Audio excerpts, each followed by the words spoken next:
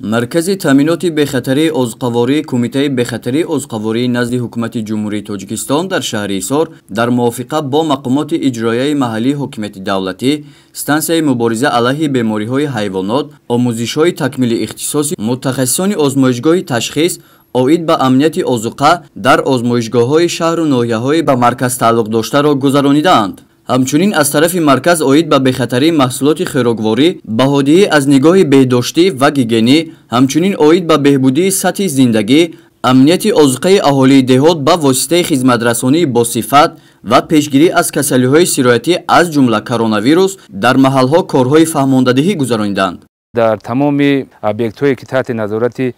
کمیته بخطری عضوقواری حکومت جمهوری تاجیکستان در شهر ایسار است، ما رفته کارهای فهماندهی اویدی داری رعایت نمودن گیگین شخصی خودی کارگران از جمله در فرم‌های شیری مالی در ابیکت‌ها در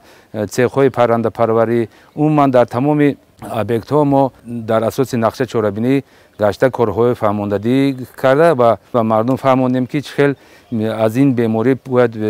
پیشگیری کرده شود. عموما در شهر ایسار تا امروز یگان بیماری سرایتی حیوانات به قید گرفته نشده است و در این سمت در سمت پیشگیری بیماری سرایتی متخصصان ما در همه منطقه‌های بیطاری چاره‌بینی‌های زیر اپیزودی گذرانده ایستادند. همچنین مرکز در بازارهای مرکزی شهر و ناحیه‌های منطقه حصار با جلب عالمان و متخصصان تشخیص اوید به امنیت آذوقه را با موفقیت گذرانیده با ساکنان کارهای فهماندهی گذرانیده است. این بیماری که مثال میگم در تمام جهان پهن شده است و باید ما از این چیزی که پیشتر قید کردیم گیگین شخصی خود را رعایت نموده برای در آینده پهن نشدن و در آینده باید نقاب‌های پوشیدن در کار مثلا در جای جمعیتی با آنتیسپتیک تست مثلا میگیم دست و دیگر مثلا چیزای به ضرر گرداندن در کار. برای همین خاطر ما حرکت میکنیم که چیزی که با ما دستور سفارش ها شدگی است در اساس قانون همین دستور سفارش ها را اجرا نماییم.